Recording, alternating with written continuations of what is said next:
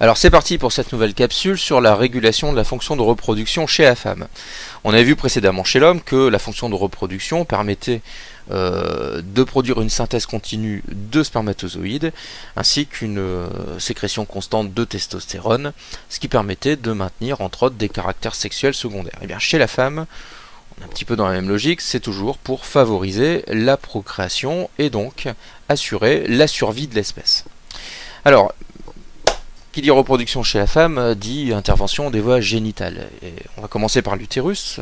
Donc l'utérus, comme on le voit sur cette coupe transversale ici, donc qui est un organe qui est composé ici d'un muscle qu'on appelle le muscle utérin ou myomètre, et puis d'une zone interne qu'on appelle l'endomètre, et puis d'une cavité centrale qu'on appelle la lumière. Alors cet endomètre va être important puisque c'est lui qui va recevoir le futur embryon, c'est-à-dire là où va se placer, va se réaliser l'anidation. Alors ce qu'il faut retenir donc pour la structure de l'utérus, eh bien c'est la présence de cet endomètre et la présence de ce myomètre ou muscle utérin dont on verra le rôle juste après. Alors l'utérus va subir, comme vous le voyez ici sur cette photographie, des transformations tout au long du cycle. Alors, petit rappel, chez la femme, en moyenne, le cycle dure 28 jours. Il démarre avec les règles, du jour 1 au jour 5, pour se donner une idée. L'ovulation a lieu pour un cycle de 28 jours au 14e jour. Alors, si on regarde l'aspect de la paroi utérine donc, au cours de ce cycle, on va se partir ici sur des coupes transversales. Alors, on va se situer ici par exemple avant l'ovulation. On reconnaît le myomètre, le muscle utérin et ici l'endomètre qui, jusqu'à l'ovulation, va être en croissance, va augmenter son épaisseur. On distingue à l'intérieur de l'endomètre l'apparition de glandes et de vaisseaux sanguins, mais rien n'est actif pour l'instant. À l'ovulation et dans les jours qui suivent l'ovulation, on constate que l'endomètre prend un aspect tout à fait différent. Il a un aspect assez dentelé. D'ailleurs, on va l'appeler la dentelle utérine. Et à l'intérieur de cette dentelle utérine, il y a des vaisseaux sanguins très spiralés, très développés. Et les glandes qui avaient commencé leur croissance dans la phase précédente, deviennent actives et sécrètent, comme on va le voir, un mucus. Quelques jours donc avant la fin de ce cycle, l'endomètre change d'aspect et il commence à se désagréger. Et quand la désagrégation se réalise, qu'il y a donc des hémorragies, que l'endomètre est chassé, ce sont les règles et le début du cycle suivant. Alors si on regarde donc sur un schéma, finalement si on résume les transformations cycliques de l'utérus, ce cycle démarre toujours par les règles. Dégradation donc de l'endomètre avec hémorragie. Au bout de 3 à 5 jours, l'endomètre entre guillemets se régénère, il est en croissance, les vaisseaux sanguins réapparaissent et les glandes également réapparaissent. Dès le 14e jour, dans les jours qui suivent l'ovulation, cet endomètre devient actif. Les glandes sécrètent un mucus, on va donc parler de phase sécrétrice. Et les vaisseaux sanguins sont très, très développés, et ça sera important, comme on va le voir, pour le futur embryon.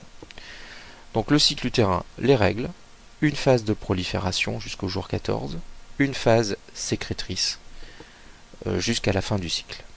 Et après le jour 28, on recommence un cycle suivant. Alors, au niveau de l'utérus, il y a une zone particulière de l'utérus sur laquelle on va s'intéresser quand même un petit peu, c'est important. C'est ce qu'on appelle le col de l'utérus. Le col de l'utérus sécrète un mucus. Et quand on regarde l'aspect de ce mucus pendant tout le cycle, on se rend compte que en dehors des périodes d'ovulation, ce mucus est très dense. Il va empêcher le passage des spermatozoïdes. Alors que autour de la période d'ovulation, dans les quelques jours autour de la période d'ovulation, ce mucus est très lâche, présente des espaces, et donc les spermatozoïdes pourront passer du vagin à l'utérus et se diriger vers les trompes où se trouve un éventuel ovocyte. Alors, autre organe qui a son importance, puisque c'est lui qui va être à l'origine de la production du gamète femelle. Il s'agit de l'ovaire. Alors l'ovaire présente lui aussi une évolution cyclique. Sur 28 jours, comment ça se passe? Eh bien, si on prend du jour 1 au jour 14, eh bien, dans l'ovaire, on constate que un follicule va démarrer une croissance, il va devenir de plus en plus gros. Alors qu'est-ce qu'un follicule? C'est un ensemble de cellules, un massif de cellules qu'on va appeler des cellules folliculaires. Et au sein de ce massif existe ici une petite cellule dont on voit le noyau ici. Eh bien il s'agit du gamète femelle, l'ovocyte. Alors il va changer d'aspect tout au long de la phase folliculaire, donc il va y avoir de plus en plus de cellules folliculaires, et au jour 14, ce follicule va se rapprocher de la paroi de l'ovaire, il va s'ouvrir et libérer dans les trompes cet ovocyte. Deuxième partie, alors cette phase-là s'appelle la phase folliculaire, puisque caractérisée par la croissance du follicule. Deuxième phase du cycle ovarien, eh bien, elle concerne l'évolution de ce follicule. Les cellules folliculaires se transforment, se différencient en d'autres cellules qu'on va appeler des cellules lutéales. Elles prennent une couleur un peu jaunâtre. Et s'il n'y a pas fécondation, eh bien, ces cellules lutéales qui forment en fait maintenant ce qu'on appelle un corps jeune, eh bien, ce corps jeune va dégénérer.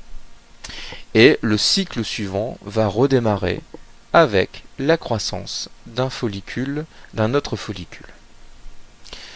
Alors, le cycle ovarien et le cycle utérin sont bien synchronisés. Tout va pour le mieux dans le meilleur des mondes. C'est-à-dire que globalement, qu'est-ce qui est important?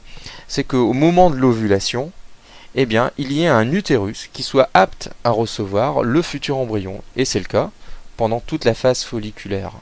L'utérus est en phase proliférative, l'endomètre se développe. Au moment de l'ovulation et donc dans les jours qui vont suivre, l'utérus va rentrer en phase dite sécrétrice, c'est-à-dire que les glandes vont être actives, les vaisseaux sanguins vont être très développés pour pouvoir entrer en contact ici avec les cellules embryonnaires. Donc on a un cycle utérin et ovarien qui sont synchronisés, et cette synchronisation est nécessaire pour la procréation ici, pour la reproduction, et notamment ici pour la fécondation et la nidation du futur embryon.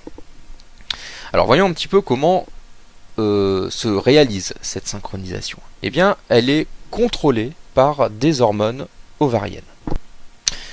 Alors, l'ovaire ici va sécréter deux types d'hormones, œstrogène et progestérone. L'utérus, quant à lui, notamment l'endomètre utérin, ne va sécréter aucune hormone.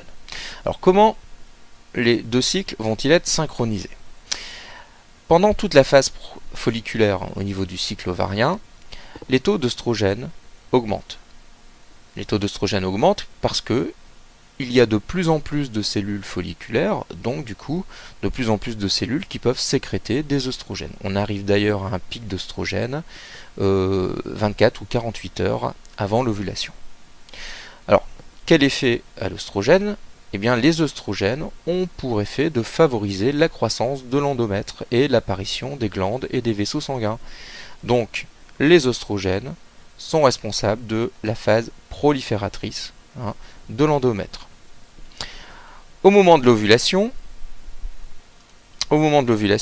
ici, on voit apparaître, alors le taux d'œstrogène baisse un tout petit peu, mais surtout on voit apparaître deux hormones, et notamment une nouvelle hormone qui est la progestérone. Alors quels sont les effets d'œstrogène et de la progestérone? Eh bien, œstrogène et progestérone vont avoir pour effet de rendre fonctionnelles les glandes ici de l'endomètre utérin. Elle va rendre l'utérus apte à recevoir un futur embryon. De plus, la progestérone a un autre rôle, c'est une hormone qui va favoriser la gestation, favoriser gestérone la gestation, en calmant en fait les contractions du muscle utérin. Parce que si jamais il y a un embryon qui s'est implanté, ce serait quand même dommage que par des contractions du muscle utérin, eh bien cet embryon soit éliminé. Donc on a un synchronisme entre le cycle ovarien et le cycle utérin grâce aux hormones ovariennes. Alors c'est bien beau, on comprend maintenant pourquoi il y a des variations cycliques de l'aspect de l'utérus.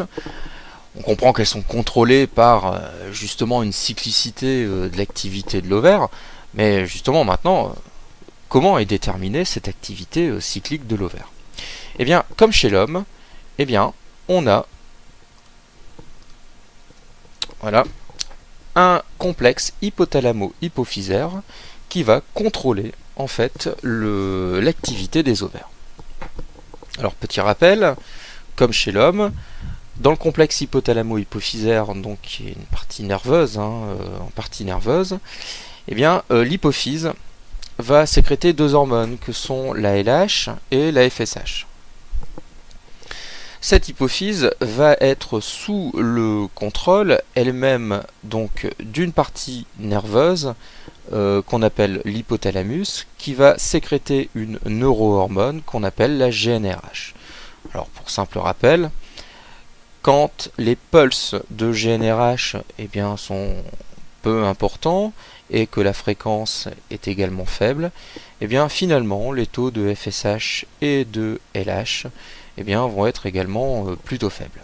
Par contre, si l'hypothalamus est actif et qu'il sécrète de grandes quantités de GnRH, et ce avec une pulsatilité très importante, très rapprochée, eh bien, ça va fortement stimuler la sécrétion de FSH et de LH.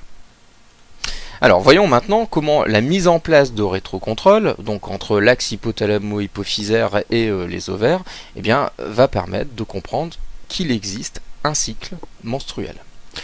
Alors commençons en début de phase folliculaire. Alors au début du cycle, le follicule est en croissance, mais il est encore assez petit, il y a peu de cellules folliculaires, et donc finalement il y a peu d'œstrogènes qui sont fabriqués. S'il y a peu d'œstrogènes, le rétrocontrôle sur l'axe hypothalamo-hypophysaire va être négatif. Peu de sécrétion de GnRH, donc peu de sécrétion de FSH et de LH. Malgré tout, les cellules folliculaires sont extrêmement sensibles à la FSH.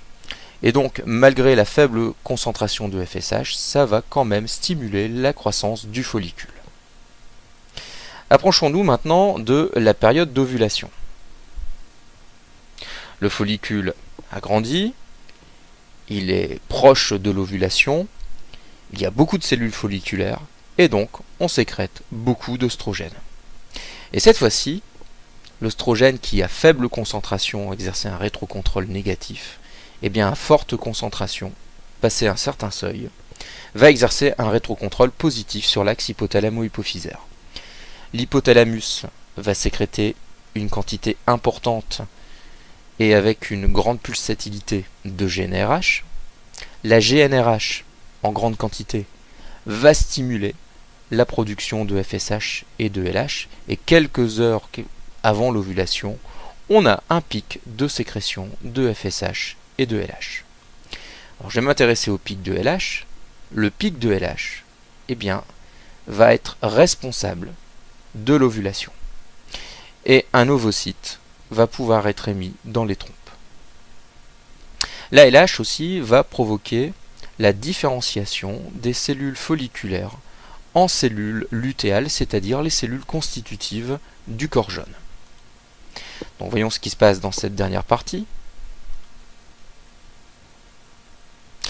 Donc nous avons un corps jaune qui sécrète cette fois-ci des œstrogènes et de la progestérone. Ensemble, ces deux hormones exercent un rétrocontrôle négatif sur l'axe hypothalamo-hypophysaire. Donc, vous avez compris, peu de FSH et peu de LH. Peu de FSH, peu de LH, et donc pendant cette deuxième partie du cycle, il n'y aura pas de reprise de croissance d'un nouveau follicule. On ne sait jamais si un embryon s'était formé à ce moment-là. Alors à la fin du cycle, dans le cas où il n'y a pas eu donc fécondation, le taux de LH très bas ne permet plus le maintien du corps jaune et le corps jaune va dégénérer. Les taux d'œstrogène et de progestérone vont diminuer et le rétrocontrôle qui était négatif eh bien, va le devenir un tout petit peu moins, mais quand même le rester. Cette très très légère augmentation du taux de FSH va permettre la reprise de la croissance folliculaire et le début du cycle suivant.